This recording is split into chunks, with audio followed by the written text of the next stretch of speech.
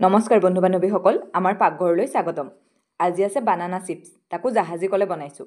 সাধাৰণতে কাঁচকলে আমি এনেকৈ বনাই খাওঁ, কিন্তু সকলো কলেই কেঁচা হৈ থাকোঁতে এনেকৈ বনাই খাবলৈ খুব টেষ্টি হয়।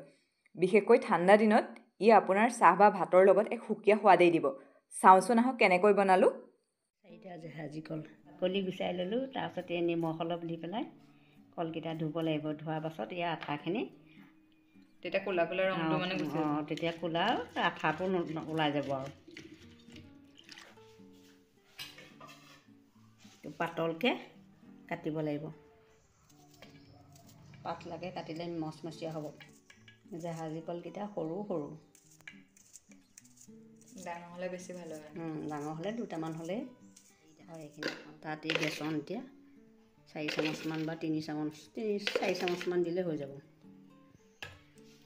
ইয়াত নিমখ দিম, অকল বেচনহে দিব। বেচন দিম আৰু পিঠাগুড়ি অকণ দিম। পিঠাগুড়ি অলপ দি দিলে মচমচীয়াটো বেছি হ'ব। বেচন দিলেও চলিব। দিছিলোঁ ইয়াত এতিয়া গুড়ি কৰি এনেকৈ ভাঙি পেলাই গুড়ি কৰি দিম, তেতিয়া জ্বলাটো বেছি হ'ব। জিৰা আৰু কালজিৰা কেইটামান ইয়াত দি দিছোঁ। এতিয়া অলপ অলপকৈ পানী দি পেলাই এইখিনি ফেটিব লাগিব। পূৰা পনীয়া হ'ব লাগিব নে অলপমান পনীয়া হ'লেই হ'ব। কলখিনিত লগাকৈ আপুনি দেখুৱাই দিব কিমানটো জোখলৈকে লাগে।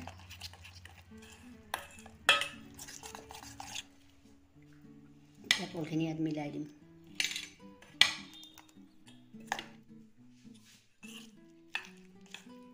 কেৰাহীখন গৰম হৈ আছে। এতিয়া মিঠাতেল ইয়াতে দিম। মিঠাতেল দি বনাম।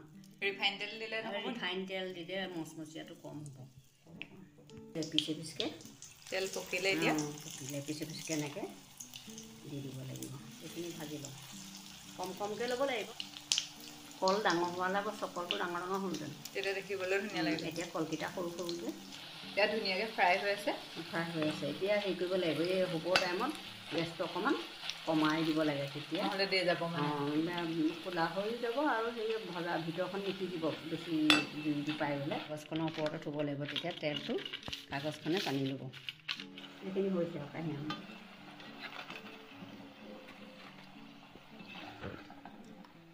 কিমান খৰ হৈ আছে নে? এতিয়া বাদামখিনি ফ্ৰাই কৰি থকা হৈছে। ৰঙা হ'ল দেই।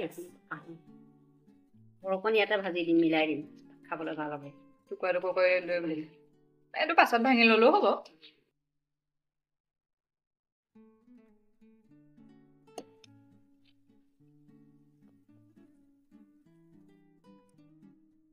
এতিয়া ইয়াৰ লগত এইটো মিলাই দিম। এইটো চাহৰ লগত খাবলৈও ভাল হ'ব, ভাতৰ লগত খাবলৈও ভাল হ'ব। দেখিবলৈকে বহুত ধুনীয়া লাগিছে। ক'লা নিমখ অকণ দিব লাগিব ওপৰত ছটিয়াই। অকণমান ক'লা নিমখ ওপৰত ছটিয়াই দিছে। নিদিলেও হ'ব, অকণমান কমাই আৰু জালুকৰ গুড়ি অকণমানো দি দিছোঁ। সেইটো অপচনেল। ক'লা নিমখ আৰু জালুকৰ গুড়ি অপচনেল। দিলেও ভাল হ'ব, নিদিলেও ভাল হ'ব। এনেকৈ মিলাই লৈ কলে, পাপৰে, বাদামে একেই হৈ গ'ল। খাবলৈ বহুত ধুনীয়া হ'ব। মানে ঠাণ্ডা বতৰত আৰু বেষ্ট। লাও চাহৰ সৈতে অকণমান খাই চাওঁ। ধুনীয়া হৈছে। চব মচমচীয়া হৈছে। যদি আমাৰ ভিডিঅ'বিলাক ভাল পাইছে, তেনেহ'লে এনেকুৱা ভিডিঅ' আগলৈ পাই থাকিবলৈ আমাৰ চেনেলটো ছাবস্ক্ৰাইব কৰি ল'বচোন। ধন্যবাদ।